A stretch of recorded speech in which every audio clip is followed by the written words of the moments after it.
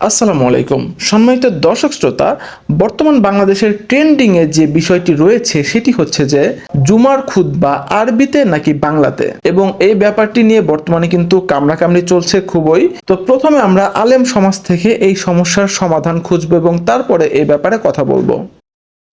না ভাই, জুমার খুতবা বাংলা দেওয়া হারাম, এত বড় কথা বলার কোনো সুযোগ নাই।